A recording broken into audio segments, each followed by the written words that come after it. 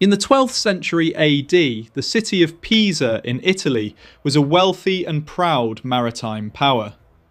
After successive victories in naval battles and gaining abundant war spoils, they decided to build a complex that would showcase the grandeur of their city to the world. The Square of Miracles, Piazza dei Miracoli. This complex included a large cathedral, a baptistry, and finally, a bell tower, Campanile. On August 9th, 1173, the first foundation stone of this tower was laid. The architects of that time, who were likely Bonanno Pisano or Diotisalvi, envisioned a tower that, with its white marble stones and delicate columns, would become the most beautiful bell tower in Europe. However, they ignored a bitter truth. The name Pisa in Greek means marshy land. From an architectural perspective, the Tower of Pisa is a masterpiece of the Romanesque style. Unlike the simple towers of that era, the architects of Pisa used very fine details. The tower has 8 floors, 6 of which in the middle are covered with rows of marble columns and arched loggias.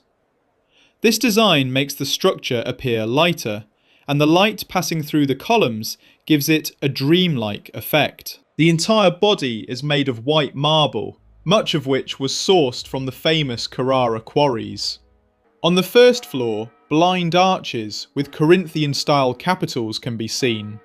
On the top floor, 7 bells are installed, each named after one of the musical notes. Only 5 years after construction began, when workers reached the 3rd floor, they noticed something terrifying. The tower had begun to sink. But not evenly. It was leaning toward the south. What was the technical reason? Medieval engineers had laid the foundation only 3 meters deep. For a structure weighing 14,500 tons, such a foundation on soil composed of clay, soft sand and shells was practically suicidal. The soil beneath the southern side of the tower was softer than that of the north, causing the tower to tilt in one direction. At this stage, construction was halted due to Pisa's wars with neighbouring cities, such as Florence and Genoa.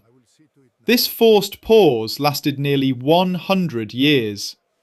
Interestingly, these very wars saved the tower. If construction had continued immediately, the additional weight of the upper floors would certainly have caused a complete collapse. During this century, the soil beneath the tower gradually compressed and stabilised. In 1272, the architect Giovanni di Simone attempted to finish the work. To compensate for the tilt, he adopted a strange strategy. He built the new floors in such a way that the columns on the south side were slightly taller than those on the north. He thought that by making the opposite side heavier and taller, he could correct the tilt. But this had the opposite effect. The added weight caused the tower to sink further into the ground. If you look closely at the tower today, you will notice that it is not truly straight, but slightly curved, just like a banana. Finally, in 1372, 200 years after construction began, Tommaso di Andrea Pisano added the bell chamber, and the tower's construction was officially completed. From then on, the Tower of Pisa became a living laboratory for physicists and engineers. It is said that Galileo, the great Italian scientist, used this very leaning tower to conduct his free fall experiments, proving that the speed of falling objects does not depend on their weight. Over the centuries, the tilt of the tower increased by about 1 millimetre per year.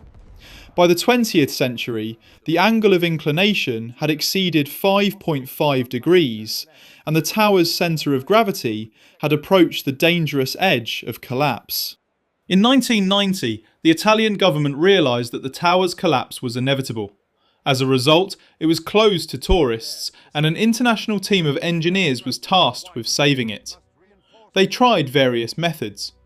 First, they placed 800 tons of lead counterweights on the north side, the higher side, to act as a counterbalance. They secured the second level with massive cables to prevent the marble from cracking.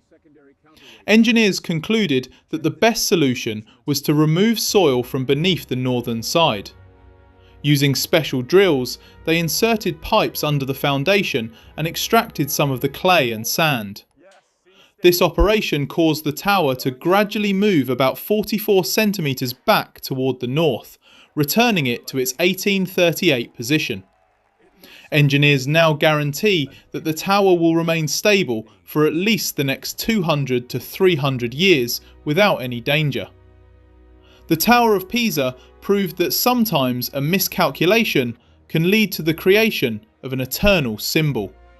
If the ground had been firm, Pisa would have been just another beautiful tower in Italy. But its tilt turned it into a miracle that attracts millions of visitors to the city each year.